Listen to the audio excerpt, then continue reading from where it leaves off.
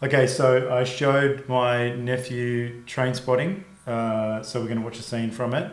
How old is your nephew? Yeah, let's not get into how old people are. I'm just saying that because his mother, my sister, doesn't show any interest in anything I do, like, in my life, she'll never see this video, okay? Like, she should. She should watch this video and say, "You what? You showed him what?" Anyway, pretty much the same age we were when I saw it. Picture the scene. You know. Another fucking week here. Doing the fucking volley with Tommy, playing pool. I'm playing like Paul fucking Newman, by the way. Giving a boy here the turn of a lifetime. So it comes to the last shot, the deciding boy of the whole tournament. I'm in a black and he's sitting in the corner looking all fucking biscuit earths. And this hard cunt comes in. Obviously fucking fancied himself like. Starts staring at me. Looking at me right fucking at me as if to say, come ahead, square go. Square to go. I'm not the type of cunt that goes looking for fucking bother like, but at the end of the day, I'm the cunt with a pool cue and he got a fat end in his puss anytime he fucking wanted like. So squares up. Casual like. Casual like. Hard cunt down. Or a so-called hard cunt. Shites it. Puts down his drink, turns and gets the fuck out of there. And after that, one again was mine. We can do it. And that was it. That was Begbie's story. That was Begbie's story. Or at least that was Begbie's version of the story. But a couple of days later, I got the truth from Tommy. You always got the truth from Tommy. Have you seen this movie in a while? It was one of his major weaknesses. Not for ages. He never told lies, he never took drugs, I do remember and he it never quite well, cheated on though. anyone. It was Wednesday morning. We were in the volley playing pool, that much is true. But Begbie is playing absolutely fucking gash. He's got a hangover so bad he can hardly hold the fucking cue, never mind pot a ball. I'm doing my best to lose, trying How to masterful humour him, this is. It's not doing any good. Every time I touch a ball, I love the way he's sitting. You see his socks as well. Like in a bit of an effeminate. Yes, as it's well. effeminate, yes. he's got the hump, right? But finally, I managed to set it up so all he has to do is to pot the black to win one game to salvage a little bit of pride and maybe not kick my head in, right? So, he's on the black. Pressure shot. And it all goes wrong big time. Fuck! He picks on this specky wee gadge at the bar and accuses him of putting him off by looking at him. It's one of the more brutal Can you believe beatings, it? The that poor one. wee cunt hasn't even glanced in our direction. Fuck off! He was gonna chib him, I tell you. Then I thought he was gonna do me. Beggar's fucking psycho, man. But he's a mate, so what can you do? Can I borrow this? What indeed could one do? Just stand back and watch and try not to get involved. Begbie didn't do drugs either. He just did people. That's what he got off on. His own sensory addiction.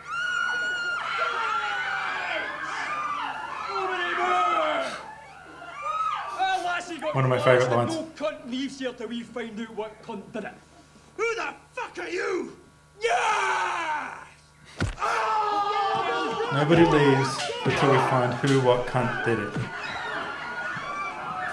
He did it. He did do it.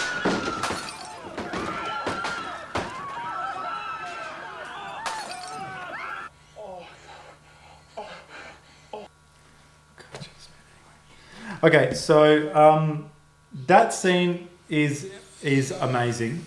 That's an amazing scene. They just structurally think about it. So we're meeting characters for the first time.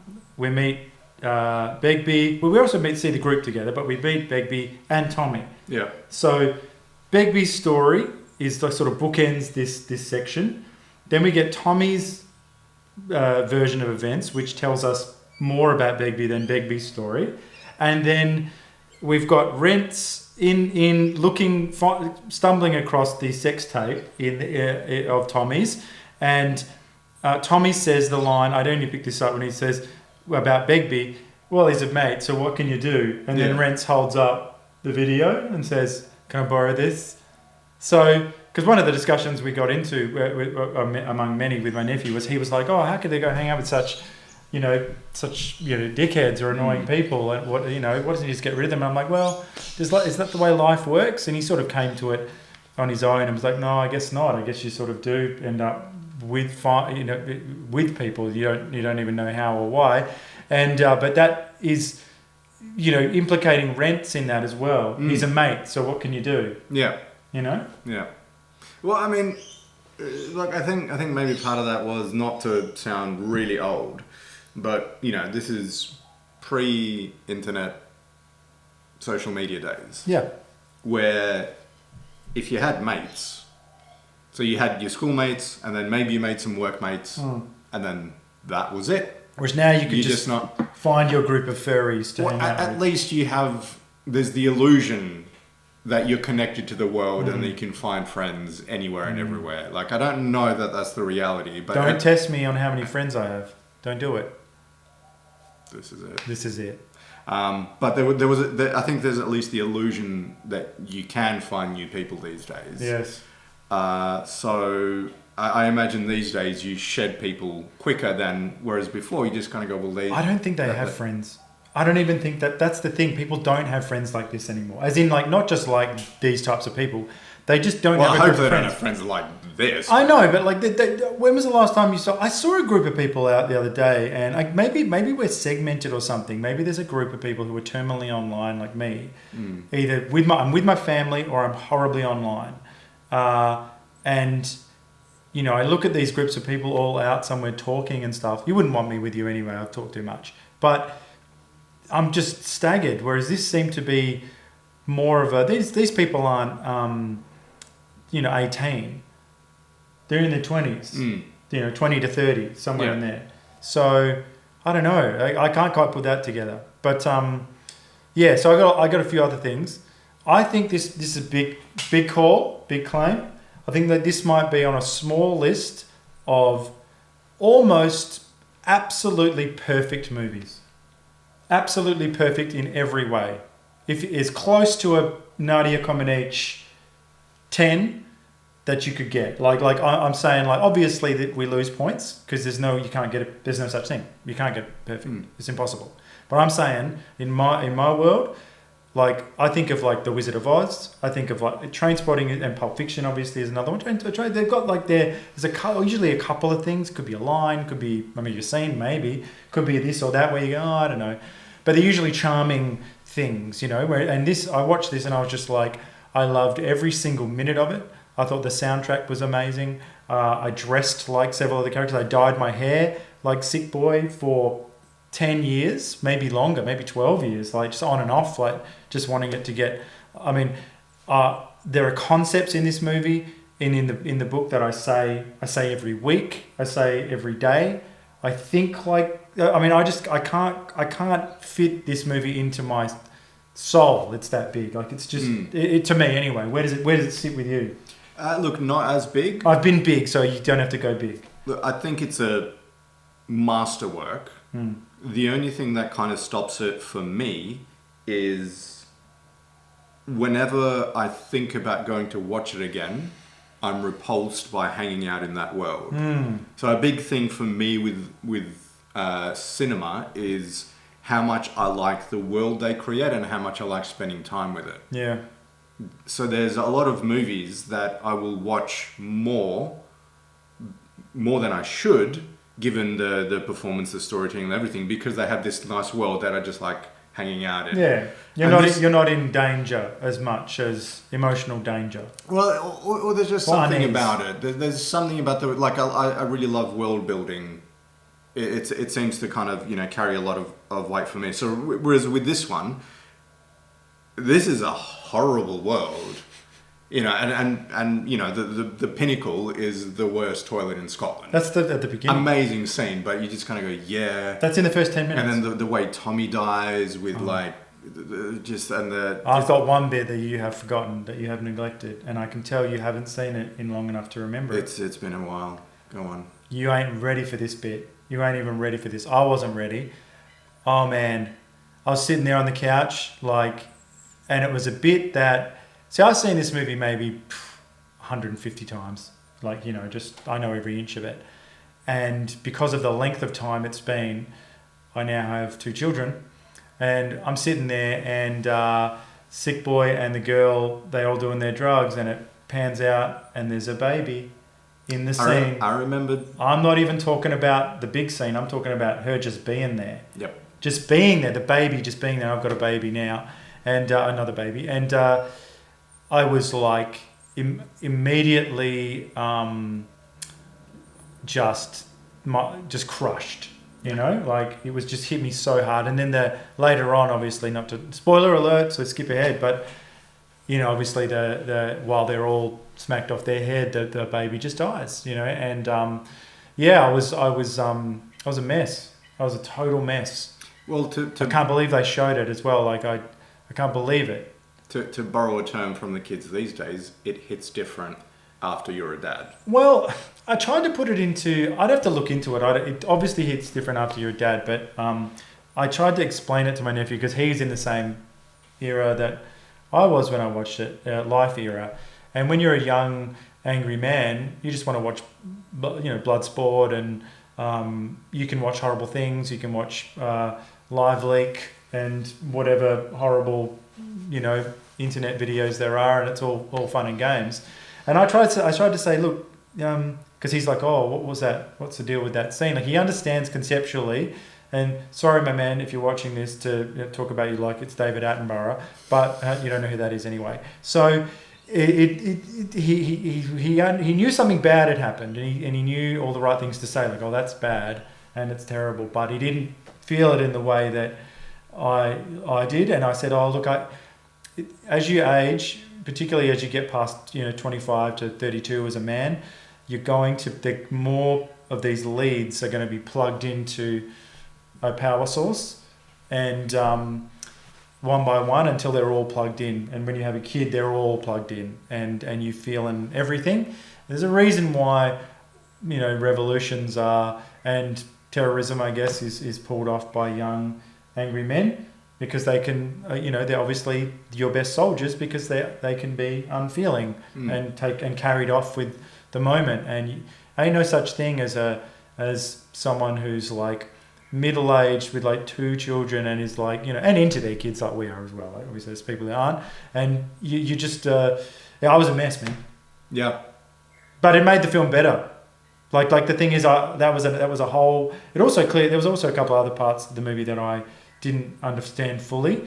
Now I do, like little things actually. I was like, oh, okay. But this other part brought a pathos to what was just a fun movie that you would put a poster up on your wall and listen to the soundtrack and go, ha ha ha, Lust for Life, well, Born Slippy. That's what's great about this movie. So you're describing it as a fun movie. I do, yeah. And I've avoided watching it for probably the better part of 2 decades because I find it horrifying. Well, so it's both. And then it's this other thing as well. And then it's got it's the wonderful comedy with Begbie. And then, one of our favourite lines, first you got it, then you don't, then you kind of hack it no more. As he's shooting a pit bull with a BB gun and it attacks his own. It's like, that's almost sketch comedy. Yes. That scene. It's edited that way too. Yeah. On purpose, but it's, it all fits within this movie and nothing's out of place, and it's a masterwork. Yes, it is good. How old was Danny? Oh, I don't know. I can't tell you. Young? Yeah, he was young, but not Wonderkind young, but young. Yeah. He wasn't. Makes me feel a little better. No, he wasn't like 23, but he was young, certainly young enough. And I don't think he's ever topped it. It's another discussion, but it doesn't really matter. This movie's it's legendary. It's a legendary movie, and launched all their careers really. We only know some of them because of this movie, really. And a few other things struck me. It's hard when I'm talking to my nephew not to sound like. I mean, what the funniest thing I read this great quote that David Cronenberg wrote not too long ago. It was to Franz Kafka's The Metamorphosis. At the beginning, he says, the most. It's something like the most hilarious thing. I woke up one day and looked in the mirror and I was 70 years old. And because of Metamorphosis, he wakes up and he's a bug, and he's sort of explaining it like that. And the age we're at, the embarrassing age we're at, like being in our 40s, it's hilarious. It's grotesque and hilarious, and you know, because my nephew thinks that I've got no modern, like, he thinks I'm Archie Bunker or like some just out of touch, like, you know, and you can remember literally being him.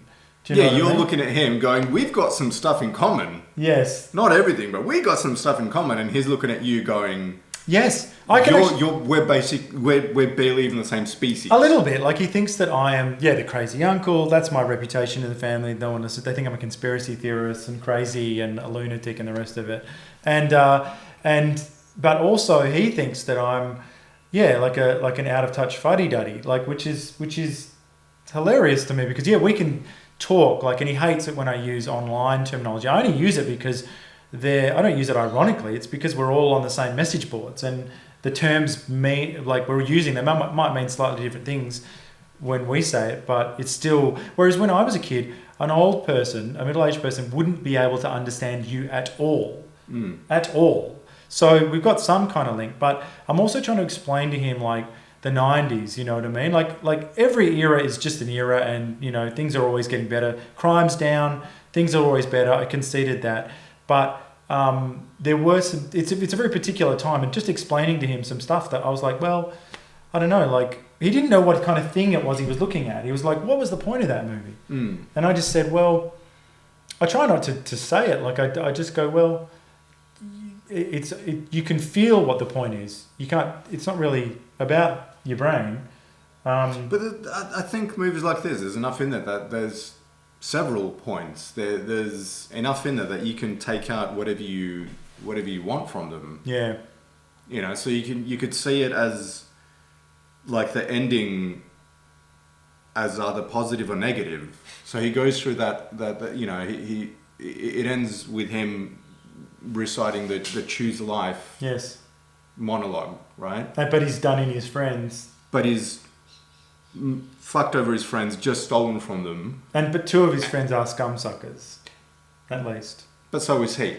And so is he. So there's a version of it where I think you're looking at him, and he did crime, and crime should. But also, play. Even the scene we just saw, he just stole something. He just did his. Which contributes to Tommy's death. Yeah. Heavily. Yes. It's not everything, but it's contributing. So when he's walking off and Born Slippy is playing, and he's like hyped up on this thing of, I'm going to get cleaned up, I'm going to get... Are you an idiot to believe him based on everything you've just seen in the movie? I think there's a good argument to say, you'd be stupid to believe him. Or you can believe him, so you can take it as a negative, you can take it as a positive, you can extract so many things for you personally from a movie like this. This is why the movie's legendary. This is why it's almost a 10, just like Pulp Fiction, because just like Pulp Fiction, your logic doesn't matter. To the, you know, being black and white to the letter of the law doesn't matter. What matters is the feeling. What matters is the human feeling, and what it captures in that ending is the human desire for hope and optimism and winning. Do you know what I mean? And you feel good because that feeling, although there is that edge to it of like Danny Boyle could easily have put something in there that got us to undercut that. Like the Taxi Driver bit where he looks in the mirror at the end and he's clearly still... He's going to go, He's going to do it again. Yeah. You know what I mean? He could have easily done that. He didn't do that, right? So he's left us just with this. And so you have to just go with it at face value and say, you know what? Like, I'm not sure what happens tomorrow. Just like The Graduate. I'm not sure what happens tomorrow. Mind you, they get they're a little overcome as the shot goes on at the end of that. But still, I'm not sure what happens tomorrow, just like in Fight Club. Don't know what happens tomorrow. But for this moment, you know, I feel hope as a human being, you know what I mean? And it doesn't matter, you know, all of that other stuff. And sometimes in life it doesn't. But I'm absolutely willing to hear all the arguments and say, yeah, but he'll just get back on the drugs. And you go, yeah, but he might not. Like if I was a cynic, or if I were, you know, maybe not, maybe if I was just one who just loved the survey stats and I was like, well, the stats say he will. And you say, well, yeah, but I don't think he will. So I'm a human, you know, I'm a foolish romantic human, and that's what it's tapped into. Well, I mean, and you know, if you go, what's the point of this movie? It could, like, maybe it's trying to say the message that there's always hope. Maybe it's trying to say maybe it's a cautionary tale. Maybe it's, drugs are bad. Maybe drugs are good. Or it's like life's a mess. It is a mess. People are a mess, and you've got to make some sense of it. Yeah, and you've got to make your own sense of it. You got to do your own. I mean, Tommy was seemingly on the right path, but he died, and he was the one that had everything together. Yes, at the start, and he's the one that has. He has and ends up dying in the end. And I think maybe what my nephew was struggling with was, because it's so good, it's such a privilege to watch, with new people and also younger people and people different from you, because he asked questions that I just had to try and answer. I try not to, lead him too much, but he's like, yeah, what's the point? Where are we going? He wants to know what we're looking at and who we're following and why and what it all means. And I'm just like, well, as you say, there's what do you get out of it? And I'm all ears. Like, maybe it's so exciting to me because part of the reason I'm showing it to him is trying to give him to jailbreak, like you would an iPhone, to jailbreak his mind, because he's thinking in a very structured way about narrative, and you just go, well, you know what? Irvin Welsh, the writer, and Danny Boyle, the director, they are about a different kind of jam, and that's real art. And you need to recognize when you're looking at real art, and real artists don't need a roadmap. They create the roadmap.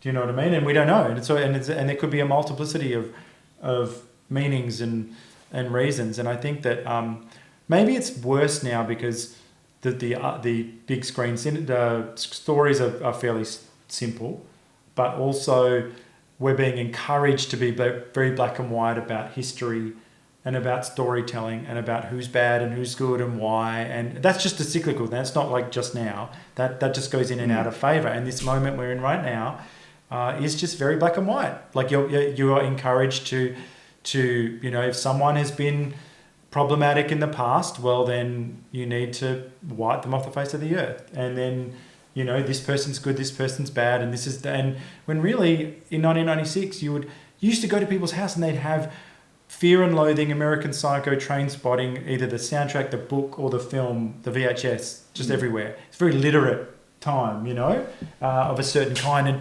all those people who've written those books and those movies are all problematic, like Christian Bale. So he has a terrible blow up, and in fact has had just run-ins with the police assault stuff and all involving his family. Okay, what are we going to do? What do we do? Do we not watch the movie? Do we not read the book? I mean, it's a different discussion. I'm just saying, like, I can't wait for the next cycle where we can get back into that complexity again, and start enjoying good art. And well, I think a big thing that what good art does is and it's weird to think about this movie that way, is it expands your horizons. So just like travel and seeing other amazing parts of the world can expand your horizons and can deepen your understanding of culture and people. Yeah. So that I don't associate with anyone even remotely close to this situation, but these characters feel real. It feels true, and it kind of like opens up, like it expanded my horizon a little bit. Oh, there's people who maybe go through life like this, who exist like this. Yeah. Maybe these people are kind of out there. So that's definitely worth something on top of entertainment. So there doesn't have to be a black and white morality tale as well, even though you could potentially read ones into it. But it's not interesting. Like, drugs aren't like this kind of story. I mean, morals, like, okay, like, is that the most interesting thing? There's so much, life is so complex, like there's so much going on. Why are we paying attention? And the music as well, like all of the songs in there so beautifully selected. Do you know what I mean? Like,